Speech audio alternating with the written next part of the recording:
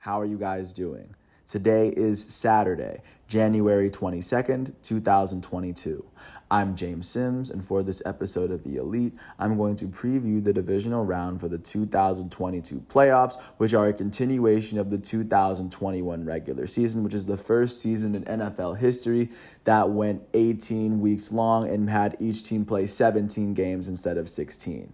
We had 32 teams check in at the very beginning of the year. After the regular season, 14 teams were selected out of those, and after last week's wild card rounds, we are now where we are at the divisional round, and I'm going to preview all four of these matchups as only four teams will advance to the conference championship round to see who will get a chance to go to the Super Bowl and so on.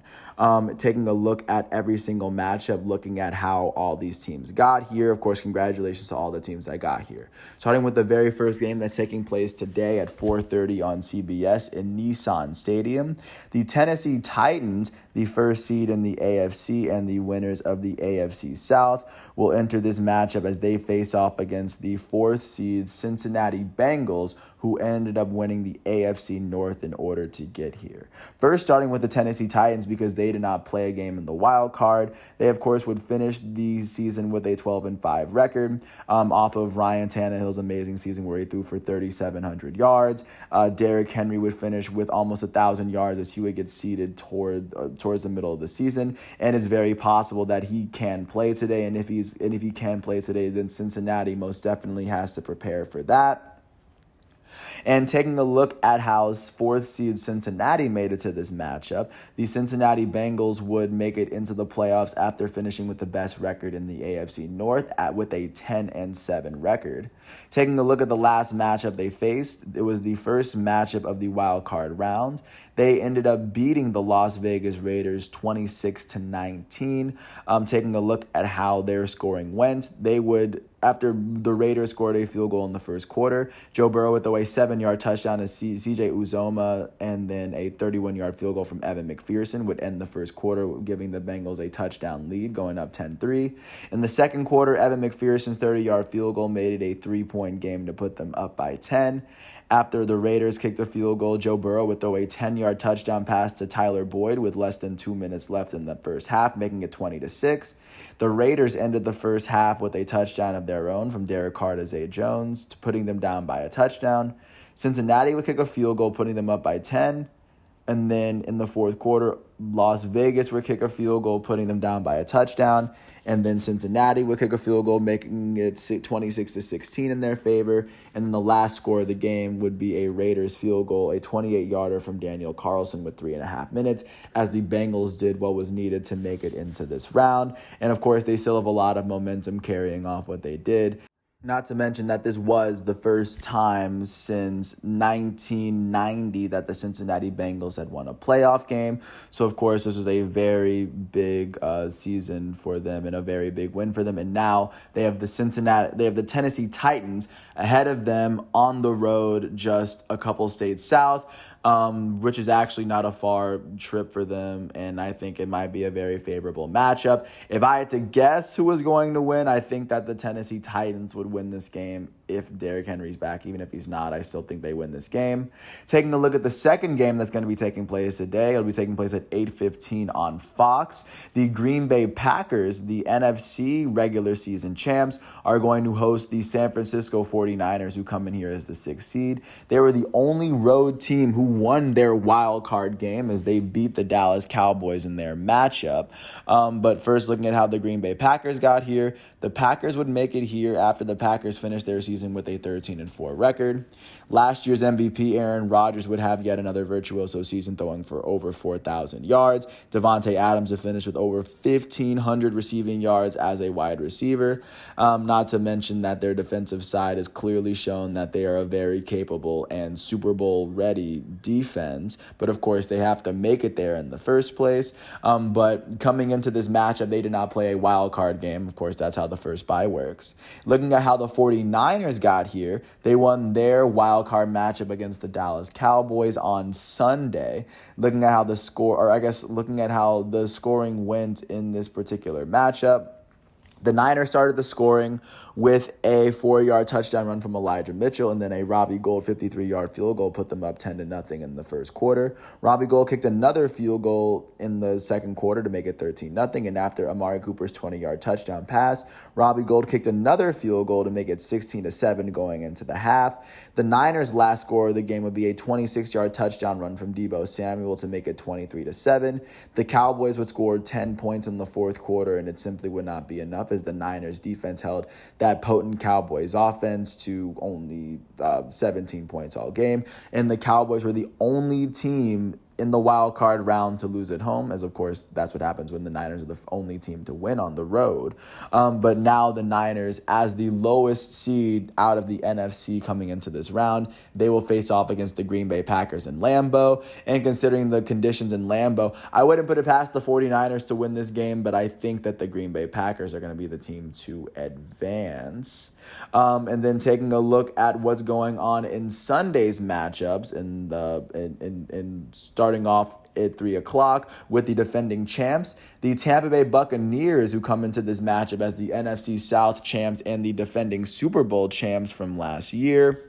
They are going to host the Los Angeles Rams, who come into this matchup after winning the NFC West. First, starting with the defending champs Buccaneers, the Buccaneers will come into this round with the 2 seed in the NFC. After they had won the NFC South, they were the only team out of the NFC South to make the playoffs as the New Orleans Saints missed it by just a game. In their wild card round, they would face off against the Philadelphia Eagles on Sunday to advance, and they would have to put themselves up literally 31-0.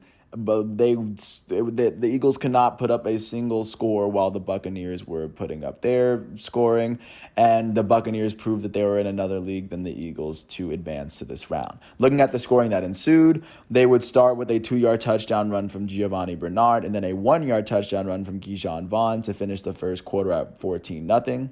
Ryan Succop's 34-yard field goal made it 17-0, and in the fourth quarter, Tom Brady threw a 2-yard touchdown pass to Rob Gronkowski and a 36-yard touchdown pass to Mike Evans before the Eagles scored both of their touchdowns with this win. Of course, that's how the Tampa Bay Buccaneers got here.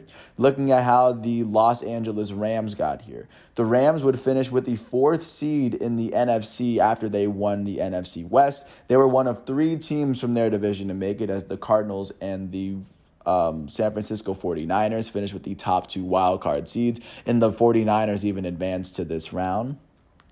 But looking at the Rams got here, they would make it to they would have their wild card matchup against the Arizona Cardinals on Monday. They would end up beating the Cardinals 34-11, as they were the 6th and final team to advance through the wild card rounds. They would go on to put themselves up 28-0 before the Cardinals scored, as they got their first touchdown was a 4-yard pass from Matt Stafford to Odell Beckham Jr. In the second quarter, the Rams would put up 2 touchdowns as Matt Stafford ran it in for the first one, and then Kyler Murray would throw a 3-yard pick six, which was probably one of his biggest mistakes in one of his biggest games, considering he's a guy that hasn't made that many mistakes thus far in his career. The Rams' third quarter will be opened up by a 7-yard touchdown from Matt Stafford to Cooper Kupp, making it 28-0. The Cardinals will score a touchdown and have a 2-point conversion to put them down by 20. And then the Rams will score 2 field goals in the fourth, and the Cardinals will score 1. So that would finish the game, making it 34-11, as that is how the Rams punched their ticket into their matchup against the Buccaneers. The Buccaneers basically showed the Eagles that they weren't ready for them, and the Rams virtually showed the Cardinals that either Kyler Murray is too young or the Cardinals just aren't ready to face off against a team that's as strong all the way around as the Rams. And of course, going into this matchup, I do like both teams, and I would never bet against Tom Brady. I do think that the Los Angeles Rams win this one, and if I'm wrong, this will be one of the many times that I'm wrong about Tom Brady. I think he loses this time. And then taking a look at the 4th divisional matchup, the Kansas City Chiefs, who entered this matchup as the 2nd seed, are going to host the Buffalo Bills, who entered this matchup as the 3rd seed.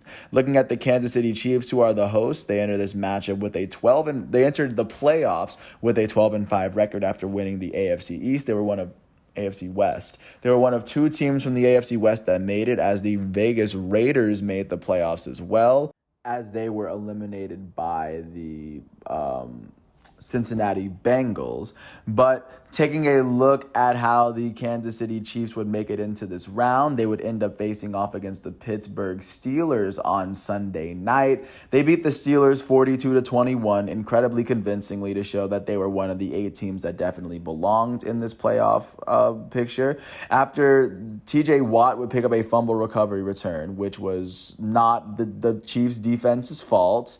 The Chiefs would end up scoring 5 uncontested touchdowns as Jerick McKinnon would catch a 4-yard touchdown pass from Mahomes to tie the game. Patrick Mahomes threw a 12-yard pass to Byron Pringle with 2 minutes left in the first to give the Chiefs the lead. And he ended the first quarter with a 48-yard touchdown pass to Travis Kelce to make it 21-7.